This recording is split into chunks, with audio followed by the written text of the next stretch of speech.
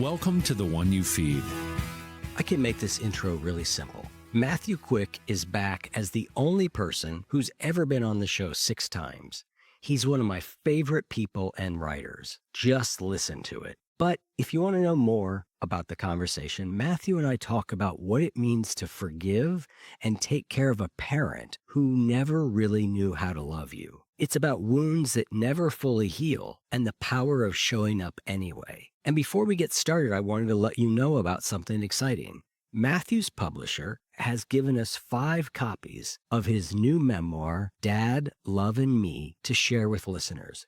It's really amazing. And as a thank you for supporting The One You Feed, we're giving those copies away to our paid Patreon members. If you're already a supporter, you're automatically entered. But if you're not, it's not too late. We'll be doing more of these book giveaways like this in the future, so it's another small way we can thank the people who help keep the show going. Join me on Patreon for ad-free episodes, post-show conversations, book giveaways, and more.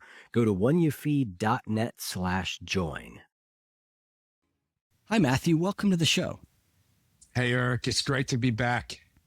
Yes, I've lost track, but I think you may be the guest who's been on the show the most. You and there's a couple people that might be in there, but I think you may take the lead with this one. So congratulations. Nice. Congratulations. What's it been? 75 times, I think, maybe. I don't think quite that many. I think we've been doing it 12 years. This might be your 6th time, so about every other year. Nice, yeah. It's been an honor. Thank you. You keep writing books. We keep having you on. So cool. I appreciate it. Thank you. We're going to be discussing your latest book called Dad, Love, Me. And it's Dad, Love, Me. It is a brilliant title. And it's a book about you and your father. And we'll get into that like we always do in just a moment, but we'll start with the parable. And in the parable, there's a grandparent who's talking with their grandchild, and they say, in life, there are 2 wolves inside of us that are always at battle. One is a good wolf, which represents things like kindness and bravery and love. And the other is a bad wolf, which represents things like greed and hatred and fear. And the grandchild stops. They think about it for a second. They look up at their grandparent and they say, well, which one wins? And the grandparent says, the one you feed. So I'd like to start off by asking you what that parable means to you in your life and in the work that you do. Well, I've been thinking about this parable for more than a decade now, and I've answered this question a lot. And I think it's a great parable, and it's really helped me along the way. You know, this morning as I sit with it, after doing years and years of Jungian analysis, I want to give a very Jungian answer here. And so one of the things that I have a tendency to do in my life is to split, things are either bad or good. And that was a problem for me for a long time. So as I sit here this morning and think about, what are the parts of me that are bad or good, I have a tendency to want to integrate those things and say, the quote unquote bad wolf that might represent greed or envy, or those things are typically thought of as bad characteristics. But sometimes you need to be greedy, or sometimes, anger can be useful and you might need to access those things. With the parable, I think, feeding the things that we assume are kind is a good thing. But I think we also have to court the bad wolf as well, just to get to know the bad wolf, and so that we can integrate these different aspects of our humanity. Because the thing that I've learned through the analysis is that the full spectrum of humanity is inside all of us. And we can't push these aspects of us down. Like, we have to explore these aspects so that they won't pop out at times when we don't want them to. We need to have mastery over them. And sometimes we need to utilize these things that others might consider quote unquote bad. So I think that's where I'm sitting this morning. Yep. I have recently been reflecting on, for a person who is as thoroughly non-binary in their thinking as I am, like through and through, it's ironic that I have a parable I've used this same parable for 12 years that is that binary, right? That it's just good and bad. Life never falls into neat categories in that way. And I think you're right. I mean, all these energies inside of us, the question is just how do we use them, to me, in the most helpful and skillful way? Whatever it is that arises. Yeah, and just getting to know those aspects of ourselves. In the Jungian work I do, it's called shadow work. Like you need to go in and see these aspects of your humanity that you've banished or that you've projected onto other people because you don't want to see that, me, Matthew Quick, that I can be greedy sometimes, that I experience hatred, that I can experience envy, all of these negative emotions. The view that I've been taught is that there are aspects of the shadow, that there's gold in the shadow, that when you reclaim them, you can really find a way to use them in a way that could be beneficial, not only to yourself, but to others. So it's really important that we really accept the totality of our humanity. Now, that doesn't mean that we act out on all of these things or inflict them on other people, but just to know that these aspects are in us, and that we don't need to reject them or label them or be ashamed of them. Because I think that when we're ashamed of these aspects and we try to repress them, that's when we unconsciously do things that we probably would not want to do. That's been an important part for me, is to see all of the aspects of what's going on inside of me clearly without labeling. My analyst often says, let's take the morality out of this. So let's see it clearly without, moralizing and using language like good and bad. So that's been really important to me. That's a really useful lens to put on from time to time, take the moralizing out of it. I think there are plenty of times a moral lens or an ethical lens is a good lens to look through, but I'm a big believer that it's just great to have a lot of different lenses and be able to pick them up and try them on and go, it's interesting if I look at it that way, but what about that? And what about the more of that I have, the more of a complete picture of myself and reality I'm actually able to build. Because it's not that a given lens is necessarily wrong, but it's always incomplete.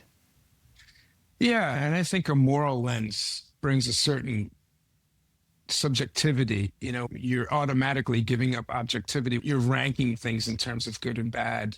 You're bringing a limited view of something. And so it might be that we need to label some things as bad, but to understand them, we can't have that knee-jerk reaction of like, that's bad, get that away. I think that's exactly. Yep. Yeah.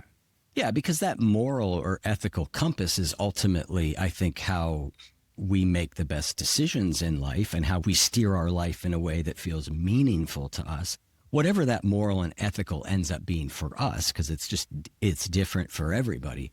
But like you said, it's the wrong tool for the job a lot of the time. Like if what you're trying to do is accept who you are inside and get in better touch with that, it is not a useful tool for that job, because like you said, you're banishing things that way versus going, let me do that. So I just love questions that allow us to look at something different. And that's a really great one. Like, okay, let's take the morality out of it for this one. That's a very useful tool. Yeah, and this might be a helpful example. I grew up in a fundamental Christian family, so I was in church all the time. And my church was always saying that you need to put yourself second to others. That's kind. You can never put yourself first.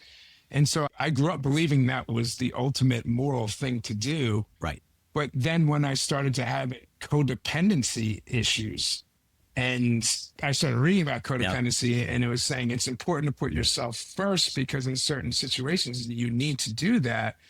That moral lens of you always have to put yourself second and be Christ-like in that way became a real impediment to dealing with my codependency issues. So I think by taking the morality out of it, like taking off the religious lens and just saying, well, does putting yourself second all the time, is that a healthy thing for you and everyone else? Yeah. With the lens that I grew up with, the moral lens, I said, I can't have that conversation. But once I take that lens off, I could say, well, let's see, is that proven to be a helpful thing in my life to me and others? And then objectively, I could see that, no, it didn't always. There were plenty of examples of when that was not good for me and others. So. Yeah, I mean, I think there's two things I'll add, and then I want to get into the book itself. First is the word you used in there, which is always. Like, if I think I always have to do anything, that's problematic. Life isn't that way, I don't think. I'm always suspicious of always and never as concepts that we apply to ourselves or others. And then the second, when I say morality or ethics, I always mean our well considered version of what that means for us, not the one that's necessarily given to us or that we grow up in. All right, let's move on to the book. And it's really about you and your father. But I have a question based on what you just said that will take us into that. You've been media trained. I've been Matthew. trained. Yeah, they're like, hold up the book. Hold up the book. Yeah. Yeah. You just keep it in front of your face the whole time. Big picture back here. Exactly. But I don't. Exactly. Yes. So the question is, you mentioned growing up in a fundamentalist Christian background. There's references to that in your book, but there's really nothing that I recall about your father and his relationship to Christianity or religion. Did he have a strong feeling there? Yeah, my dad grew up in the same church that I grew up in under parents who were devoutly Christian. So his parents came out of the Great Depression. My grandfather fought in World War II. So they were people who read the Bible every day, were very involved in church and church politics. I would go so far as to say they were evangelical about their faith. But there was a lot of interesting discrepancies between, what was going on with what they were preaching and what they were practicing, Sure. And I think that's pretty common for everything. So I think my grandfather used religion as maybe what's known as a spiritual bypass to deal with his PTSD coming back from World War II, the horror of the things that he did. I think he felt if he read the Bible every day, if he got involved in church, that somehow would take care of, I don't want to say the sins that he did in the war, but I think what it ended up doing was it gave him a sense of stability in a worldview that he could use to go through his life, but he never, ever did the inner healing work that he needed to do. Yeah. And because of that, because he had this moral lens to continue the theme, he never had this morality that he believed in, but it was always looking at the world out there and never looking at himself. And so I think because of his PTSD and the trauma he experienced growing up in Philadelphia in poverty during the Great Depression, he had a lot of anger issues. He had a lot of unresolved trauma. And that unfortunately affected my father's upbringing. And generationally, that was passed on to my father, who also had all this childhood trauma, was taught, just go to church, just pray, just read the Bible.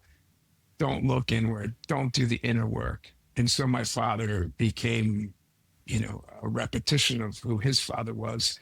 And my childhood was very difficult because of that. So we're devoutly religious in one sense, going to church 7 times a week and reading the Bible and doing all the things you do, but there wasn't a lot of spirituality. There wasn't a lot of inner work. It was, I don't want to say it was performative, because I think the people in my family really believed the things that they were saying, but they were missing a piece that I think was kind of tragic. So I'd love to have you tell us about a scene that happens early in the book about your grandfather asking your father to tell him what he did wrong. Can you kind of lead us into that? Yeah, so I think this is a prologue. At the end of my grandfather's life, I think he was 91 at the time. He was in his early 90s, and he just decided that he wanted to die.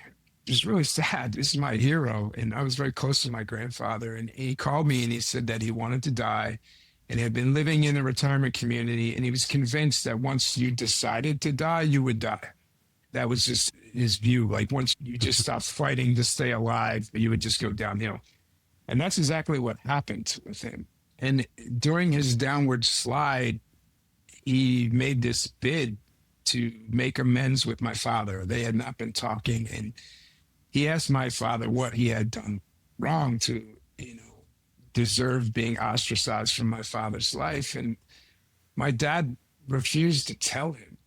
And my grandfather would call me and kind of triangulate, try to get me to go in between. And my dad just refused. And I think the line in the book that I used was, my dad was saying, well, what's the point? He's a dying old man. I don't want to be sadistic. I'm not a sadist. Like, I don't want to hurt him at the end of his life.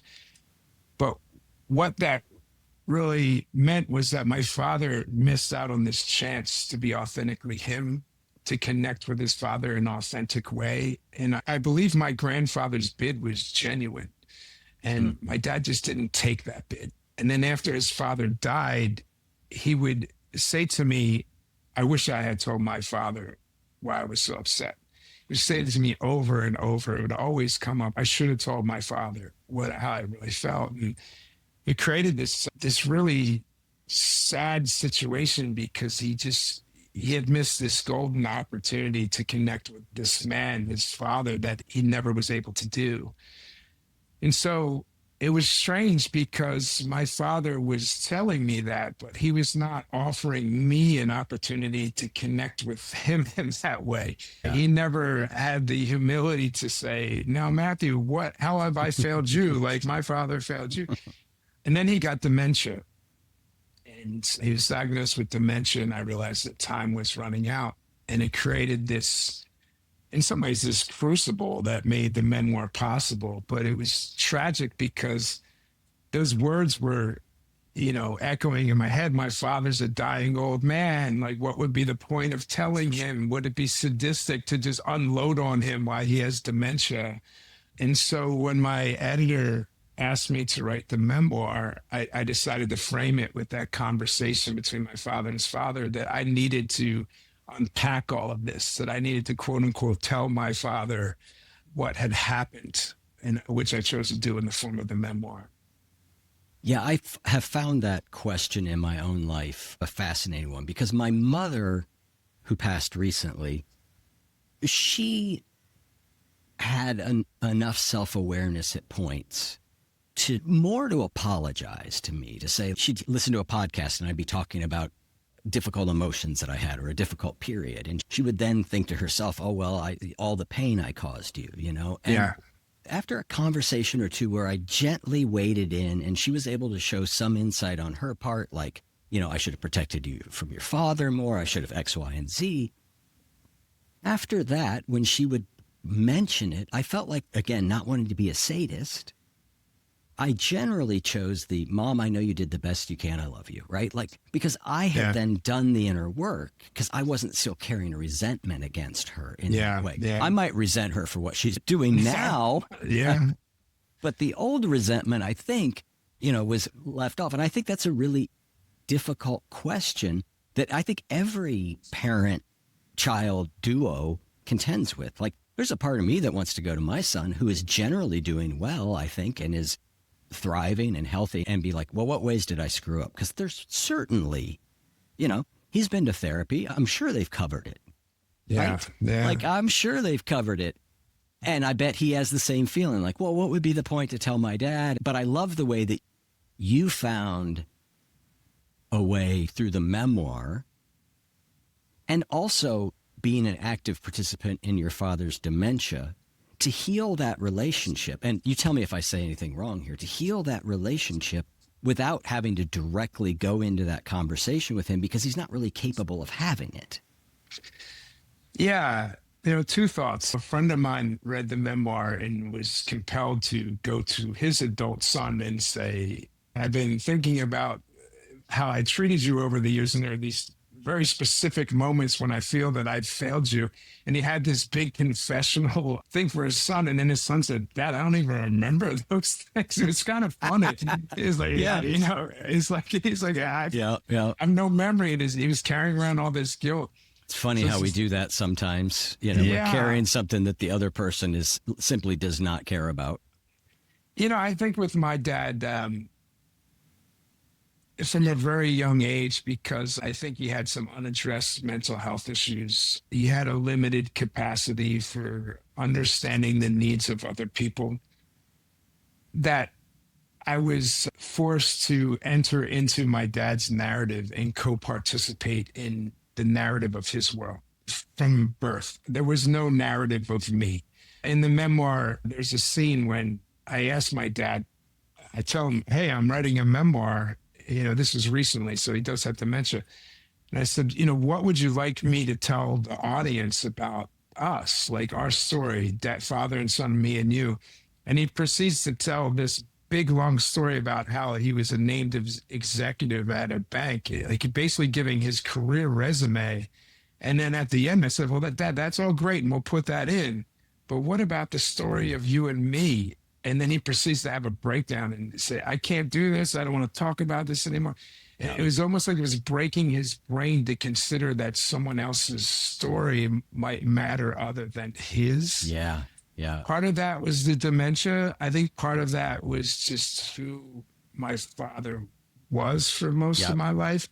And so one of the things that I realized after getting sober and doing analysis was that I don't know that I had so much of an alcohol problem, although I was an alcoholic for probably 25 years.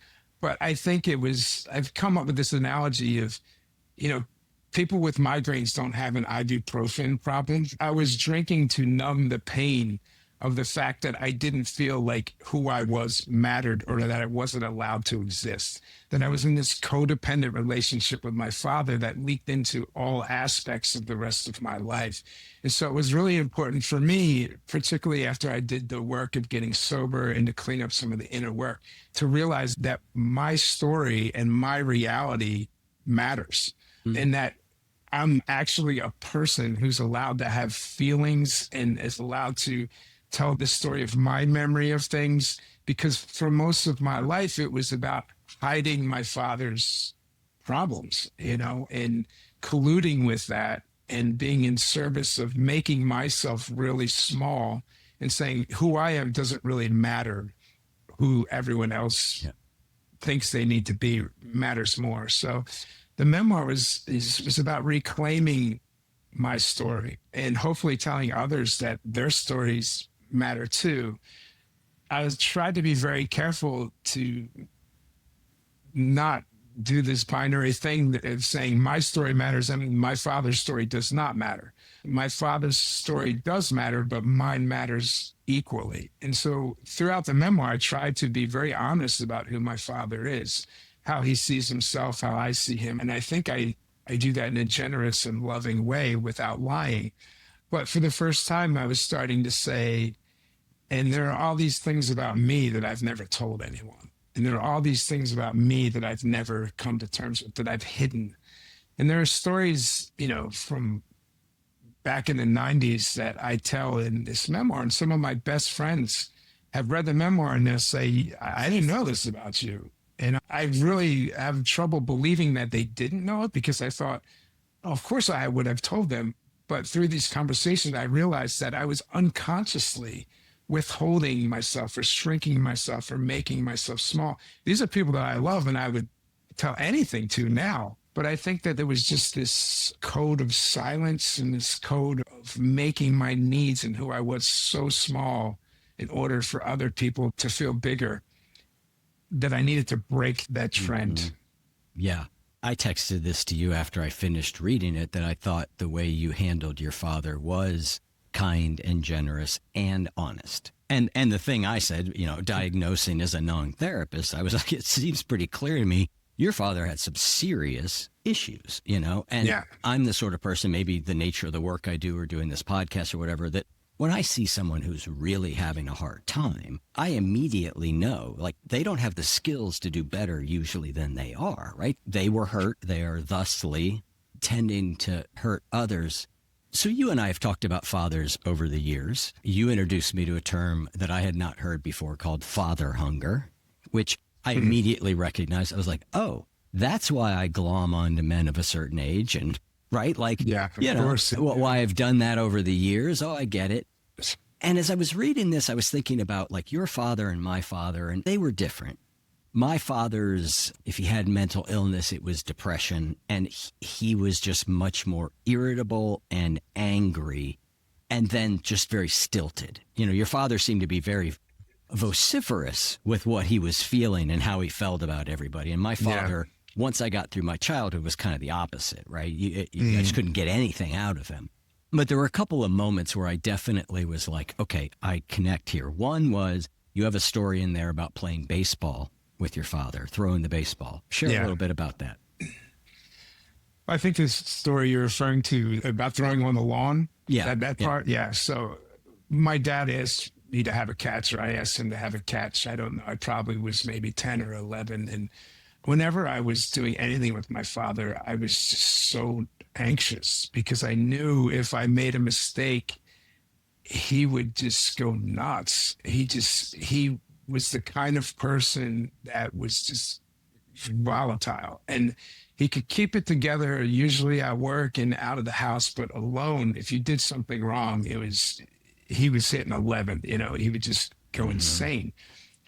So I was in the front yard and a little postage stamp of grass, and I was trying to have a catch with my dad, but my stomach started to get in a rumble, and I was shaking. And anytime I did anything with my dad, I was incredibly anxious because I knew if I made even the tiniest mistake, it meant just insanity. So I threw the ball to him and it went over his head, just because I could throw a baseball, but my dad made me so anxious. And so he screamed at me, "Go get the baseball." And I run and get it and I hand it to him, and he throws it to me and it hits my glove and falls down, and I could catch a baseball again. It was just the anxiety. And so I threw the ball. The next time went 50 feet over his head, and he just exploded. "That's it. I'm not having a catch with you. Every boy in America can throw a baseball. What's wrong with you?" And, I didn't know it at the time. I thought, what is wrong with me? Yeah. But my dad was invoking these panic attacks where that things that I was capable of doing, I couldn't do around my father because it was just too much for me to hold. Like his adult rage and anxiety just crippled me.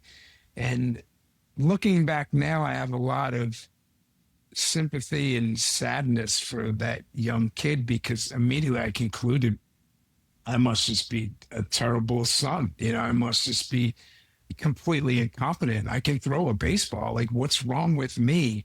And I've learned through analysis that, when we're young, we want to make it about us because the alternative is so awful. Right. If it's us, well, I can do better next time and I'll learn to throw the baseball and then I'll be safe. But if it's that my dad is unstable and mentally ill, that's a reality that I can't fix at 10.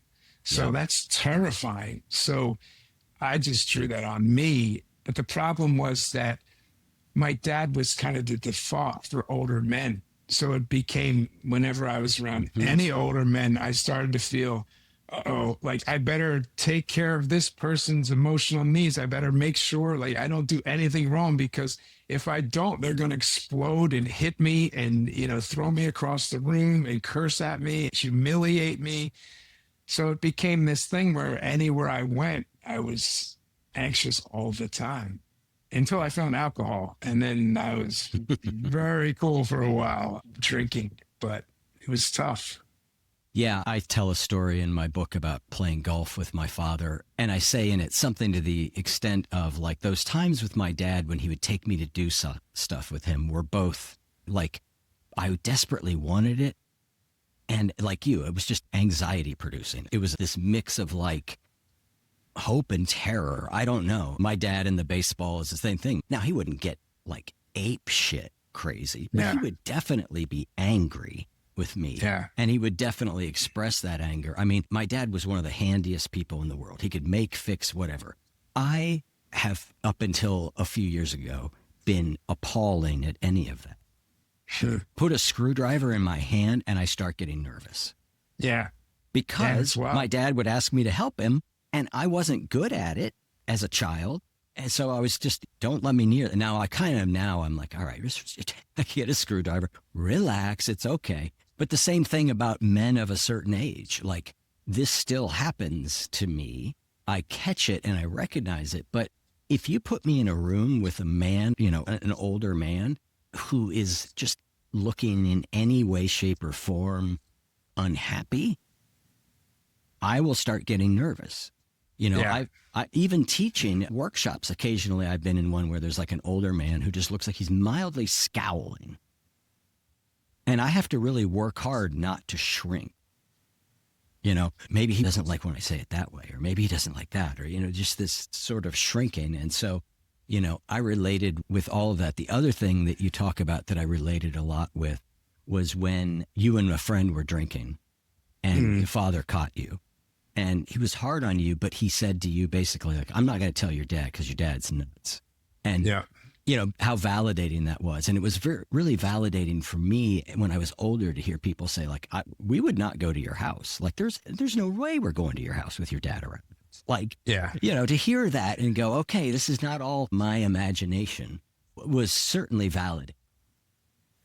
Yeah, that was the first time. And I think we were, maybe it was like 12 when my buddy's dad caught us drinking. And it was just this huge light bulb moment when he said he needed to really discipline me hard because he couldn't tell my father because my father would act inappropriately. It would give me too much of a punishment. And I could tell that this man was a little bit afraid of how unstable my father was and was afraid for my health. And that was the first time that I realized that other people could see it, and that other people felt, and that what I was experiencing wasn't normal. Because to me, it was just the water that I was swimming in from birth. The other thing I'll say too is, you know, the double-edged sword was that I learned how to take care of emotionally abusive men.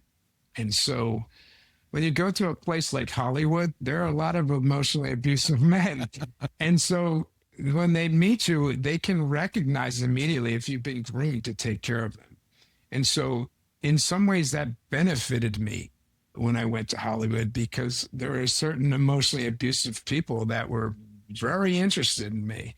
But then I had to replay these awful experiences with my father over and over. So it was like I was attracted. It was almost like I was groomed to set off the radar of emotionally abusive people because they knew that my response would be to fawn, to become small, to validate them, to narcissistically affirm them, whatever I could do to get the temperature down within their psyche. I was very good at doing that. And so while that helped my career, that also trapped me into relationships where I was replaying out some of the worst of my childhood. And so it got to the point where I realized that I was co-participating in these things. You know, when I was 8, it's not my fault. I'm a child. But in adulthood, when I'm co-participating with emotionally abusive people, even if I'm being paid or whatever, I'm benefiting from that, I'm still choosing to be in emotionally dysfunctional relationships. And so there came a time when I started to think, no matter how much it benefits me, I don't want to be emotionally and psychologically abused. And so to put up those boundaries and learn how to navigate that and learn how to accept that there might be some powerful people out there that can do things for you, but what is the price of evacuating who you are at the drop of a dime? I don't want to do that anymore. Yeah. And so that is something that I'm still working on, because my default around someone who's emotionally abusive is to become a non-person and take care of them. Yeah, it's what feeds a lot of my active dislike for any kind of confrontation. Yes. Right? Yeah. Is just this fear that is like not necessarily that, oh, I heal it and it disappears, so much as I work on healing it and I can respond a lot more wisely now. You know, confrontation looming, I feel afraid. It's just, I don't want to say necessarily it's hardwired, but it's pretty well hooked up. Yeah. Like you, I have to kind of say like, okay, stop, settle down. You don't have to respond that way. I think in recognizing patterns too, because I think for much of my life, particularly before I got sober, I didn't realize that so much of what I was doing was thoughtless. It was just trauma responses. And I thought that's just who I was. And to some degree, I actually, you know, getting back to my religious upbringing, I thought, well, this person's difficult. I need to be Christ-like and put myself second and just take care of their needs, you know? And I didn't realize that was a pathway towards, you know, these abusive relationships that will just go on and on and on while I'm feeling more and more unconsciously violated. And so for me, that created a system of like, I will take care of the needs of other people. I will put my needs second. And in order to deal with the rage and the anger, the appropriate rage and anger that was rising up in me, trying to defend me from these things, I would say, well, I'll just drink. I'll just smoke some weed. I'll just take the pills because that will calm the anger and the rage, and then I will be able to continue in these relationships with people who are taking advantage of me or abusing me or making me feel small. And so, it wasn't just getting sober. Again, like the alcohol, I don't even think was the problem. It was just the thing that made me forget about the problem for a while. It was going back into these deep childhood wounds and trying to reparent myself, reprogram myself, and get out of these habits, and to really internalize this belief that I am an autonomous person and I'm allowed to be who I am, and that it's actually beautiful to be who I am. And, that might not please the people who want me to be a non-person, but why am I gravitating towards people who want me to be a non-person in the first place? So, yeah, I think this is worth stating explicitly, which is that the point of all this reflection is not a blame game. It's a way of understanding the ways that we were shaped, right? And that for me became really important because I was told early in my recovery, you can't blame your parents for any of this.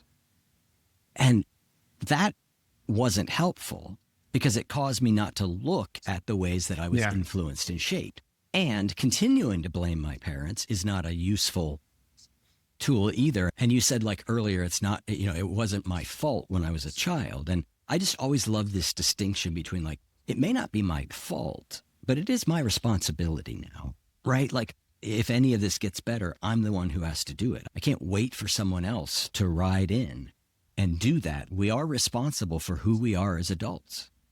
I'll even go further than that and say, even with some of my professional relationships that have fallen into this trap, people that are much more powerful than I am, by my co-participating in that relationship that might be, not healthy, not only am I hurting myself, but I'm actually hurting them because I'm choosing to participate in a relationship that is not healthy for me. It's not healthy for them.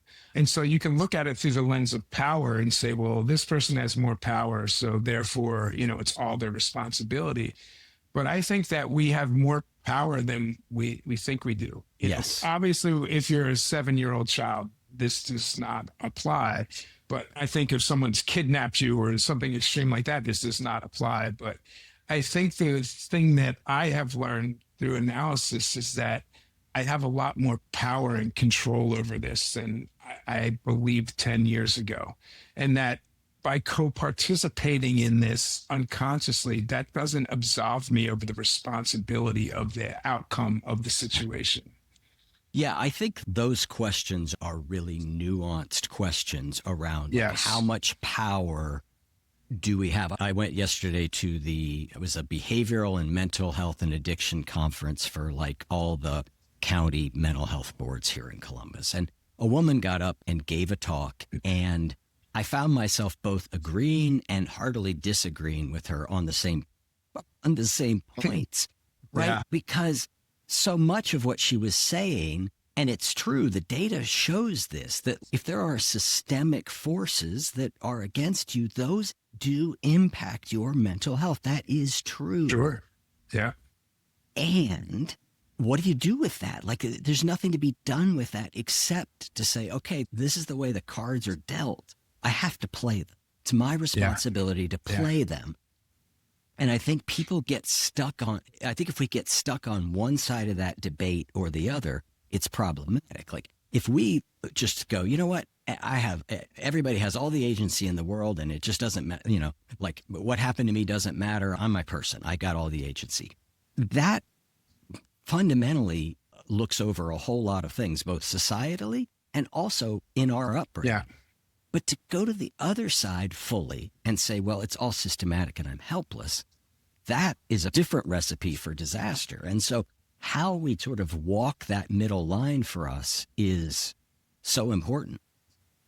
Yeah. One of the things, because my father was so tyrannical and maniacal sometimes, he just seemed like God to me, particularly when I was young, a kind of vengeful, angry God. But somehow he seemed that way to me when I was 40 too, And the interesting thing happened was that when I got sober, my relationship with my father changed for the better.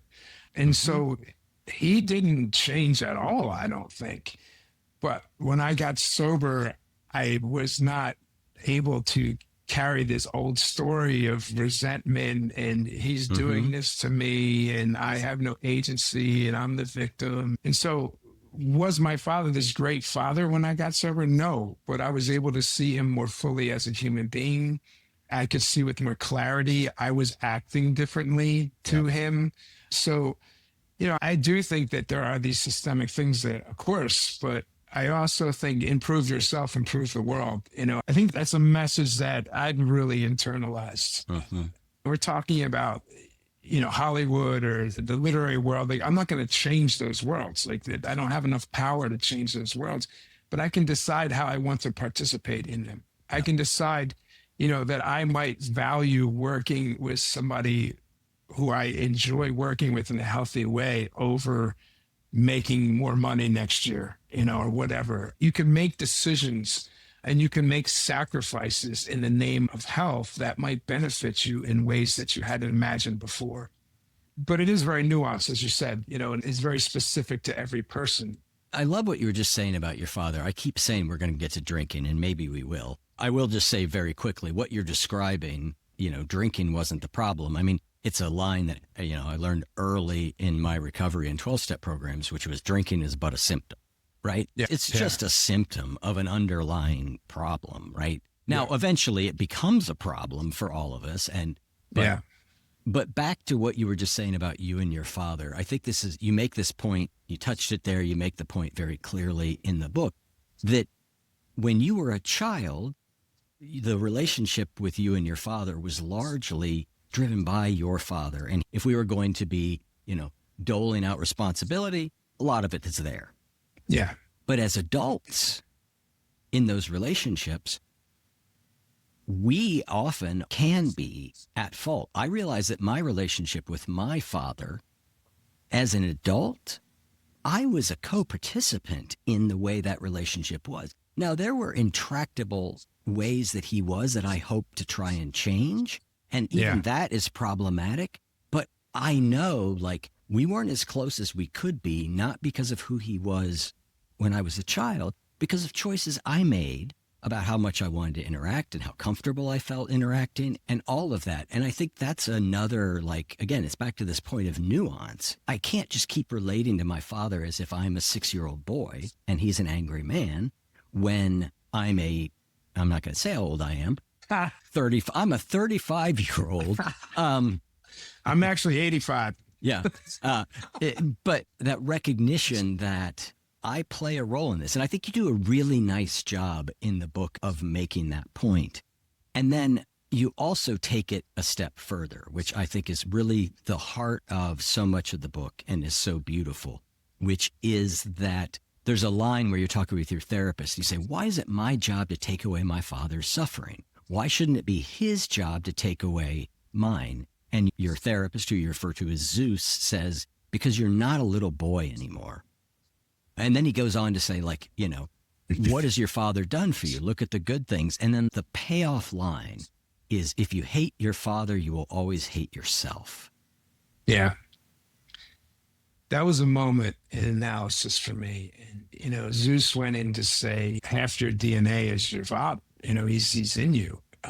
And I think that was hard because, just like the beginning of the conversation, I wanted to say, Dad bad, Matthew Quick good. Let's feed the good. If it's all about Matthew Quick and, the bad dad, let's just cast him out. But so much of my father genetically and behaviorally and psychologically, I can't get him out of me. He's an archetype now. He's a North Star for good, bad, or indifferent. And so my analyst really had me focus on looking at the good things in my father, the things that I should appreciate, which was deeply distasteful to me in the beginning. And there's this conversation I have with my analyst, it's in the book, where I say, he didn't do anything for me. He was horrible. And he says things like, oh, he didn't go out to work and, pay for food and clothing. And, I initially say, everyone's father does that. You don't get credit. And as Zeus says, not everyone's father does that. Your father did that. And what would you have done if he didn't do that? So just these little things of appreciation. And then later in the memoir, my analysis had shifted to this idea, and particularly with my father, when he was diagnosed with dementia, he became very childlike. And so my time with him on Ladies Island here in South Carolina, I really am his father now. When I take him out into the world, he doesn't even know how to get into my truck. If I say, hey, Dad, go get in this truck, like he can't do it unless I walk him over and say, open the door. Okay, now you're going to put on your seatbelt. And he's constantly asking me, where are we going now? Like, are we safe? Is this okay? So I find myself really in this position in the last 3 years of being the father to him that I always wished he was to me. If I had said to my father when I was 7, Dad, where are we going? He would say, shut up, you'll know when you get there. But that's not what I do to my father now. I try to make him less afraid. And the difference that I think between me in my 20s, where my dad would freak out and I would just evacuate who I was and take care of his response, is that I've really made a conscious decision after doing years of analysis, after years of sobriety, to re-engage with my father and consciously try to love him through his dementia. Yeah. Not because I have to, but because I want to do that and I get to do that. And so I think that's a radically different thing than being forced or compelled. This was not something where I thought to myself, oh, I have to do this unconsciously. It was something that I thought, well, I really don't want to do this. And I'm going to choose this anyway and be thoughtful about the way that I'm going to do it. And I think the most healing aspect of that for the last 3 years in writing the memoir is really reflecting on the beauty of that, to see my father as this little boy, and sometimes we'll be walking, he'll go nuts over a azalea bush, it's so beautiful. These just wonderful moments with my dad that I never thought that he had the capacity to appreciate a bush or a turtle or a cloud in the sky. To see his humanity is just so beautiful, but also to realize that I have the capacity to be a good father to him now. That genetically we've kind of come full circle. Has been deeply, deeply healing for me. And if you had asked me when I was 35, 40, 45, do you think it would be a good idea to spend 3 years with your father taking care of him? I would have been like, can you curse on this show? Because I'm about to curse, Yeah, I would have been like, curse. Fuck that. Like, there's no way I'm going to do that. Like, that would be the worst thing ever for me. So the great surprise of my life is that being humbled as a child in abusive ways was terrible. Choosing to be humble as a grown adult in service of someone else has been deeply healing. And I think it's in the autonomy and the choice of it. And again, it's a nuanced thing. I'm sure there are certain people that would say, your father abused you. Like, why are you taking care of him? Like, I don't understand that decision. But it was my decision to make. And it's been deeply healing and meaningful because I made it. So I think that that's the difference. Yeah, those parts of the book are just beautiful. You and I are friends. We talk. I've kind of followed along on this journey with you, but the way you talk about it in the book is it's really healing and beautiful. My father passed from dementia. He was in Florida. His wife was very healthy. She was kind of his caregiver. We didn't see each other but once a year. But Ginny's mother, there was nobody to take care of her but Ginny. And so we kind of embarked on that Alzheimer's journey. And our experience was different. Her mother did not become childlike and playful. She became mean, And again, I'm disparaging the woman. She had a brain disease. But so Ginny's experience was different, right? Ginny's experience was like, oh, I am getting abused in the ways I have been abused by this person before. And yet she still chose that she wanted to be there and take care of her mother and, like living according to our values. And the thing about that, I talk about this in the book, and she and I used to joke about, is like, that's a great little bumper sticker, live according to your values. Sometimes it really sucks. Yeah. And I think she and I are both very grateful that we did it, that we chose. We didn't have to. We chose that was the role we wanted to play. And, you know, my mother, before I moved her to Denver, needed a lot of help over, you know, the last period of time. I mean, I think I may have shared with you in the text when we were cleaning out her apartment after she passed. I found a suicide note of hers from like 13 years ago. I mean, my mom struggled. My mom suffered. And I chose to be the one in Columbus taking care of her to the best of my ability. Yeah. But as soon as I started saying to myself, I have to do this, and it was an obligation, it was not good. The more I could say, I'm choosing this, didn't make it easy, didn't necessarily make it fun, but it put a thread of meaning into it.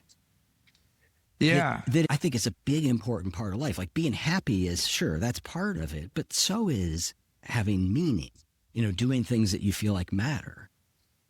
Yeah. And I think, to be clear, my father has not been all childlike wonder. He threatens to kill himself a lot around me, which is a theme in the book that he's been doing since I was a child, which is really traumatic for me. Yeah. And he has been volatile and violent. It's been hard. It's been really, really hard.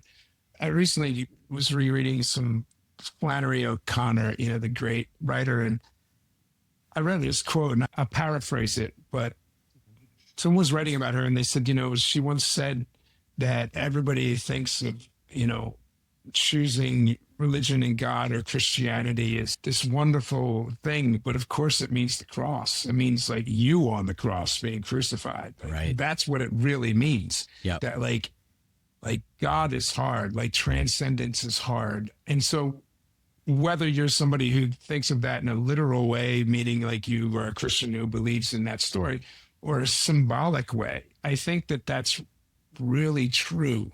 The transcendence doesn't come from those walks when I was with my father, when he pointed at a cloud and said, how beautiful. Like that was just kind of amusing. The transcendence came from sitting with my father as he cried for 7 hours about something, or, you know, listening to the same stories that my father told about all the regrets in his life over and over, the same ones every day for years, until like I felt like I just couldn't take it anymore. Yeah. And then that one moment when he would lean over and put his arm around me and say, thank you. You know, amongst all this immense suffering, there are these moments of humanity. And I think that's where the transcendence comes. If you don't embrace the worst, you can't experience the best. You can't split it into, I'm only going to have these nice moments with my dad. They won't mean anything. It's embracing the full humanity of my father, the worst of him, that we find those moments of transcendence when we're able to kind of get above that. And even though I've seen my father for almost 53 years now, the absolute worst of him, and it's really bad, to accept that and still be able to love him and see some of the best in a healthy way. Again, not evacuating who I am, like not being codependent, but showing up fully present after having done the work, showing up fully sober, you know, and choosing not to evacuate him in my life, embracing that full package and loving him. That's been deeply healing for me. It's been incredibly hard. But there was a time when I was drinking a lot, when I would have said, this person is not acceptable to me, out of my life. And I would have lost out on so much if I had done. I mean, I did that with my father for a while, but if I had not come back and chosen to see the full spectrum of humanity, I would still be a deeply sick person. And I think that's the thing that I didn't realize when I was drinking so much and before I had done the work, that I think somehow I thought I was getting even with my dad by having this kind of F you attitude, like you're done, you don't deserve time with me. But I don't think that ever really hurt him. You know, I don't think he even really thought about it when I wasn't around. But it hurt me in a way that I didn't understand back then that I understand now. Yeah. Yeah. Well, I think that is a beautiful place to wrap up, Matthew. It is always such a pleasure. You and I holding up the book, Dad, Love Me. It's a great, sorry. It's a great memoir. Thank you. Thank you so much. Links will be in show notes. You can find it anywhere you find books. Dad, Love Me. You and I are going to keep talking in the post-show conversation because I just love talking with you. Listeners, if you'd like to get access to that, as well as ad-free episodes and support an independent show that always needs support, you can go to oneyoufeed.net/join. Thank you, Matthew. Thanks for having me, Eric. It's been a pleasure. Welcome to the post-show conversation, Matthew. Thanks for having me, Eric. Glad to be here. If you're hearing this, it is because you are a supporter of the One You Feed, and I want to say thank you for that. I am truly appreciative. All right, so I said we would get to drinking, and now I think we will. And there's a specific aspect of it that I want to focus on. And the aspect of it is that when you stopped drinking, in some ways, health-wise, things got better. When I talk about physical health, right? Yeah. But in other ways, it did not. And I think this is an important point that sometimes we talk about, that when we stop, things sometimes get harder before they get better. Share your experience with that. Yeah. So the catalyst for me to stop drinking, I think number one, I just was tired of waking up hungover and sick every morning. But I had ballooned up to, I think, 240 pounds and 5'10". What are you now? I don't weigh myself often, but I'm probably like 175-ish, That's dramatically different. Yeah. Yeah. So, we're talking like a 60-pound swing. I was diagnosed with gout. I had extremely high blood pressure. I just felt awful all the time. And I knew that I had a problem for a long time, but I was a incredibly high functioning alcoholic. Mm-hmm. And in my worst alcoholic years, it's probably when I made the most money. You picked the right career. Yeah, right. A writer, and you're allowed to drink all the time when you're a writer. Yeah, exactly. I would go places professionally, they would just hand me scotch, as soon as I got there. It was, if you're an alcoholic, it's amazing. But it turned out to be not so amazing in the end. So I decided, my doctor had treated me for gout and all of these other things, and the pills were just not working. They were making me sick. So I just decided that I was going to solve this problem with my ego. I was just going to run. I was going to change my diet. I was going to lose all this weight, and I'm just going to cold turkey stop. Well, it wasn't really cold turkey stop drinking because I cut back. Yeah. But one day I just said, no more drinking. That's it for me. And it was really this ego thing. And the way that I did it was anytime I had an urge to drink, I would just run. And so running became the new addiction, where I started getting up to running 90, 100-mile weeks. And I was just always running. And when I wasn't running, I was just so exhausted from running that I would just sleep. And I was in a privileged position that I didn't have to go to a job every day, and I had enough money to pay the bills. And so there was a couple of years where I just ran. That's all I did all the time. And inside of me, this screaming started happening. I didn't really know what it was, but I just felt psychologically paranoid. I felt that I wasn't capable of interacting with people, because for me, I didn't realize, I kind of realized it, but I didn't realize how dramatic it was, that I was not capable of talking with people without alcohol in my hand. So if I went to someone's house and, things I could do half drunk very, very well, I couldn't do it all sober.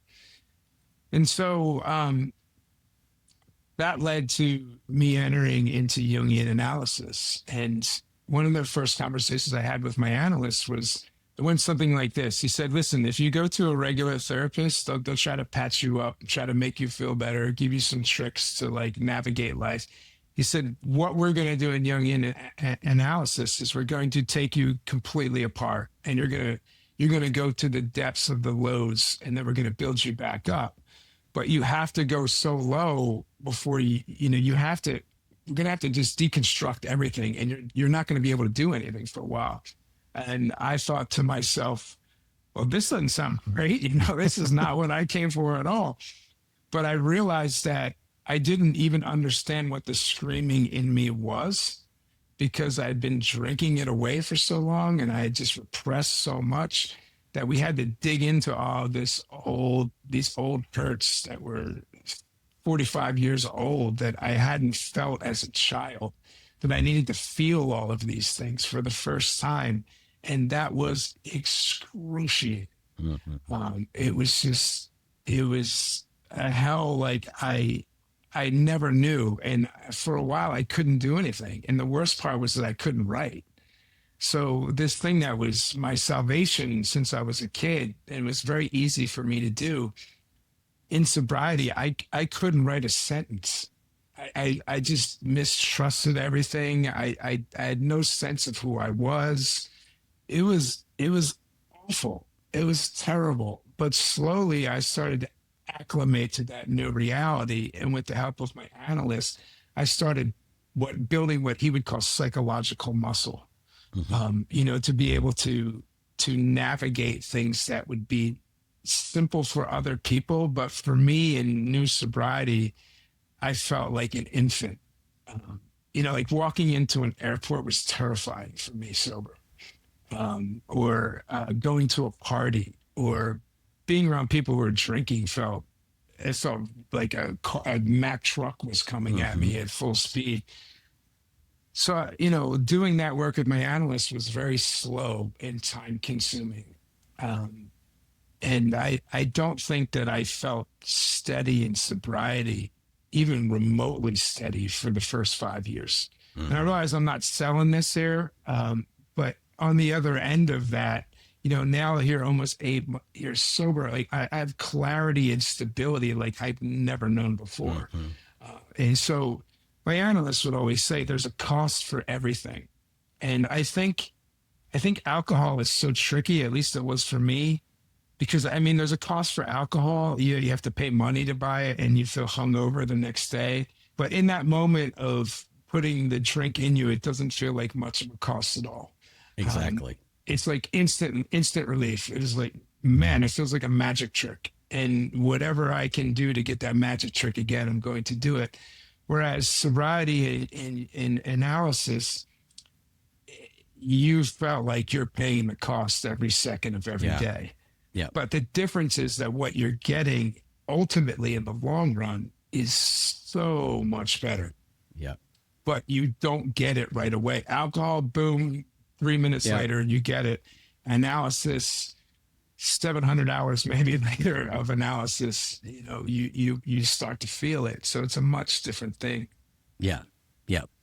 As somebody who went about getting sober 2 different times in a radically different fashion than you did, I could certainly speak to, I get that things get worse. And I think that is often the case. And I think that the way I was doing it mitigated some of that worseness in the beginning, that made it more manageable and feel like it was good. Now, eventually, let's see,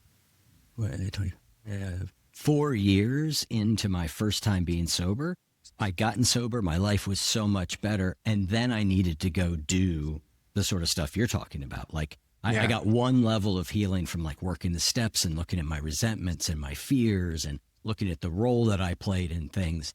And then I needed a deeper level, which was, it was my therapist. I don't know if she would have called herself Jungian, but we definitely were very focused on, like, we've got to go back to that early stuff. We've got to experience it. We got to feel it. And we got to learn how to, repair. And that work was psychologically grueling, was psychologically grueling. What do you think kept you going? Like, let's talk about a year into this. You haven't been drinking for a year and you feel like, mentally you're really struggling. What made you think that this was still an endeavor worth pursuing?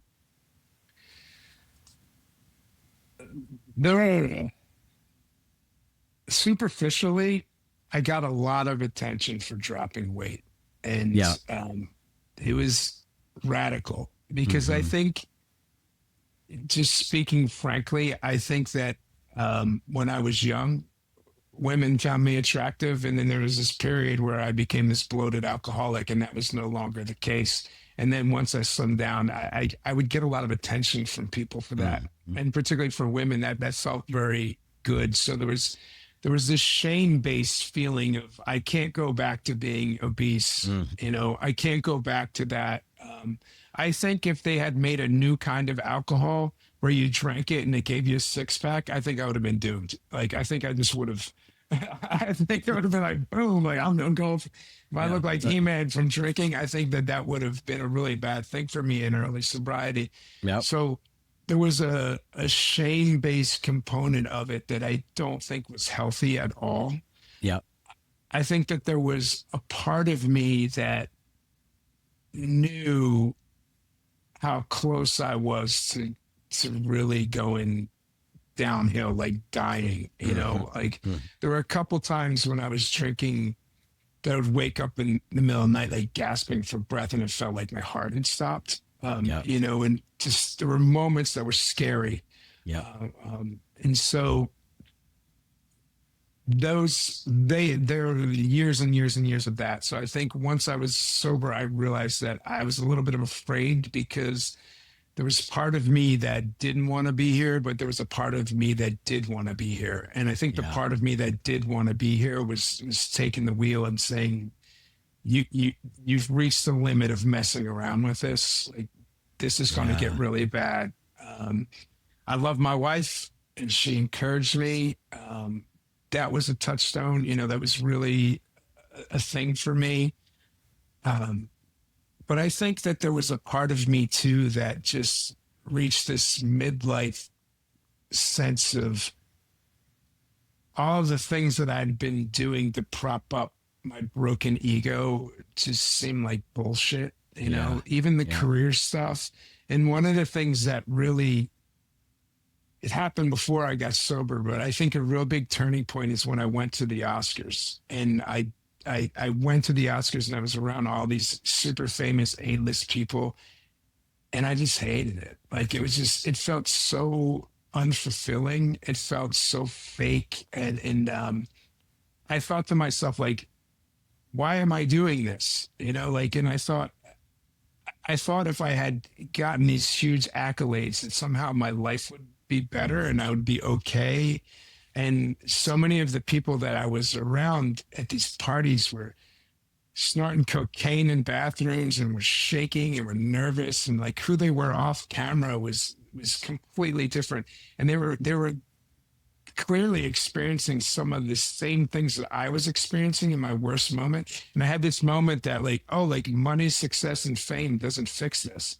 In fact, it probably makes it a billion times worse. Yeah. And so like it's so obvious now, but I think when I was drinking, I thought, oh, well, if I go to the Oscars, if I get a movie made of my book, if I become a New York Times bestseller, then my dad will love me and all the problems I have inside of me will go away. But it just seemed to amplify all of that. And then what started to happen too is that the people that were interested in me, they weren't really interested in me. They were interested in connections that they thought I had to fame or access, which felt very much like my childhood when my father was like, I'm not interested in you. I'm only interested in how you can narcissistically validate me for. And so all of a sudden I became this tool for other people to access certain things. And that was deeply re-traumatizing to me, because there are people who had no interest in me or my work, but then they saw I went to the Oscars and all of a sudden they were very interested in me. And so that was another thing where I woke up and I said, what am I doing? Like, what world am I in? And I just felt completely spun around. And I think I kind of caught myself putting my foot into a trap. And I thought, I got to get out of this. Yeah. It's interesting because, and I sort of know this because you've shared it with me a little bit, but like, from the time I first interviewed you, I was like, this guy's great. Right. And so I would continually, I would kind of reach out to you over time. And I feel like you said like, at one point, like I was a little suspicious of, because like you said, people wanting to get access to get you for something. And Yeah, and it was really cool when I think when you finally were like, I think he genuinely is interested in me, and like we always had a good rapport, but something changed, and I think that was part of what you were going through in your healing. Well, I think, part of it too was when you're climbing those ladders, like you become obsessed with climbing the ladder. And so you are the person also that is looking for access. And so I Mm-hmm. think there was a little bit of probably projection, Mm-hmm. in those early years, particularly when I was Yeah, drinking. Um, and it was complicated because my trauma history definitely colored my world in of a way that made me course. feel paranoid, anxious, distrustful of people. Yeah, And so before I started doing the work, I don't think that I was always looking at people as fully developed humans. And obviously we all default to that at sometimes, of but course. I think the work is really starting to see, that we have more control over these things than possible. And I've had some bad experiences in Hollywood, and then the default was like everyone in Hollywood is going to do these things to you. But then Mhm. I just had a meeting last week with a director who is just absolutely lovely. I guess spent an hour and a half on the Zoom with this director, and I thought this is a good human being. Like this is somebody that I really believe in Mhm. this guy's work. And what I saw in his art was what I was experiencing through him as a human being. And so it's like it's not everyone. Right. But I think when you're drinking and you haven't dealt with these issues and somebody stings your default is kind of, well, now I have to put up this wall against the Yeah. entire world. And people are going to have to fight really hard to break through my, because I'm not going to get tricked again. Yeah. Yeah. So Um, would you like me to remove that last part? Did I ask a question? Did I take you somewhere awkward? I don't know. What do you mean? You felt, Well, you felt a an did answer? me to me bringing up the way you and I were connecting or not connecting back there? Did I take you to a place that you would have rather me not shared that? I guess I'm asking. This is an off-air interview question. This is a Am I being meta. tricked now? This is a This is a meta meta. question, which is is that I sort of disclosed your and I's past and the way we interacted with each other without actually asking you if you even wanted to go there. So I'm offering now, if you would like, we can cut that segment. I mean, I didn't feel that way in a moment to me. Okay. Yeah, Okay. Good. yeah, so, All right. yeah, All right. I just wanted to make sure. I just wanted to make sure. yeah. Um. All right. I'm going to take a quick spin through what we've got here and see if there's any. Oh, okay. I know the last thing I want to talk about, and then I'll let you get back to your life and I'll go on. But you describe a moment with your father and Joni Mitchell. Would you talk about that? Yeah, so it was right after I had tried to interview my father for the memoir, and it was just a complete fail. He just melted down, and he couldn't do it. And it was a kind of father-son fail for a lot of reasons too. And so we went out on the back porch and of his house, and he was fixated at the time on this tall tree that you could see from the screened-in porch, and it was quite tall, and it was a single tree, and he just kept looking at the tree and saying, "Oh, it's amazing! The tree is so tall." And there was some clouds up there, and then he started looking at the clouds, and he was obsessed with saying, the cloud looks like this or it looks like that. I can't remember exactly. It was sometimes he would see lions or other things, and then he said to me, what's that song about clouds? And one of the eerie things about my dad through his dementia experiences, as he's lost the ability to remember what he wants to say, somehow like almost, like I am clairvoyant or something, like I can finish every one of his sentences and I Mm-hmm. know exactly Mm-hmm. what he wants to say. So I said, Dad, do you mean like Joni Mitchell's song, Both Sides Now? And he said, yeah, like that one. And I said, do you want to listen to it? And he said, yeah, I think I would. So I pulled it up on the iPhone, and Joni starts strumming the guitar and singing that beautiful song. And my dad just fell into this trance.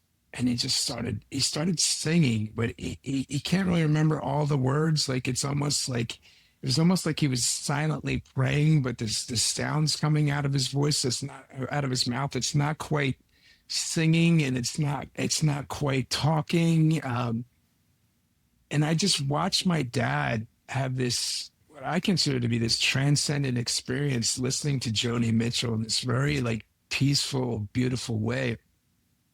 And I found it just so deeply healing, because for most of my life, I've just experienced my father as this angry, raging, volatile man.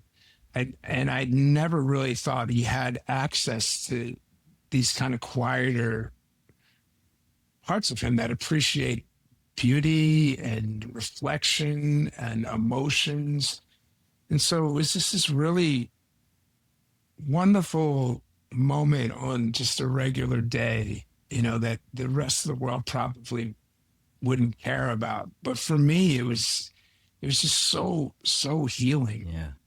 And particularly after, I had asked him these interview questions, and he just had a tantrum, like he had gone nuts. So I can't answer these things you're asking me. It's like traumatized, and then go into this wonderful experience with my dad. So the full spectrum of humanity, as we've said many times in this interview, like on display, within 15 minutes. It's funny.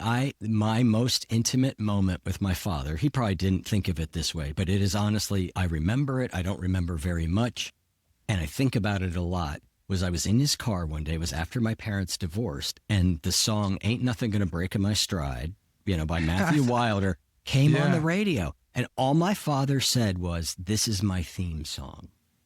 Wow. And there was this moment. I was like, I've never seen inside my father in any way. I've never thought of my father as somebody who wanted or needed a theme song.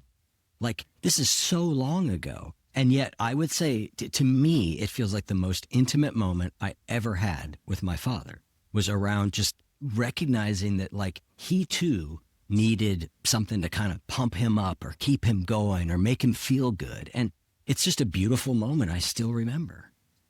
Yeah. My dad has always said his theme song is Desperado by the Eagles, which of course... Your dad had better musical taste, it sounds like. Depends on who you ask. Yeah, well, no, I think most anybody is going to agree that the Eagles and Joni Mitchell are better than Matthew Wilder. Yeah. But who knows? Maybe not. In cultured circles. There's that iconic line, "You better let somebody love you," in the Eagles song. And like, that's the thing that my dad could never do. Yeah. But yet that was the song that he loved. Like, he saw that he was that desperado character that couldn't let anybody love him. And so there's a certain irony to him embracing that song as his theme song. It was the thing that he needed most to do in life but couldn't do. Yeah, that certainly sounds like that is a sort of sad feeling in me that, like, some part of your dad knew that.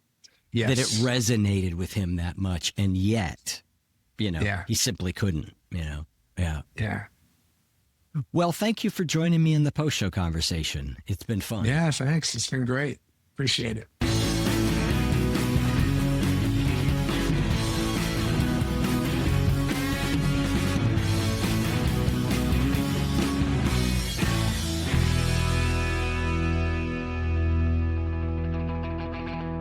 If what you just heard was helpful to you, please consider making a monthly donation to support the One You Feed podcast. When you join our membership community with this monthly pledge, you get lots of exclusive members-only benefits. It's our way of saying thank you for your support. Now, we are so grateful for the members of our community. We wouldn't be able to do what we do without their support, and we don't take a single dollar for granted. To learn more, make a donation at any level, and become a member of the One You Feed community, go to oneyoufeed.net/join. The One You Feed podcast would like to sincerely thank our sponsors for supporting the show.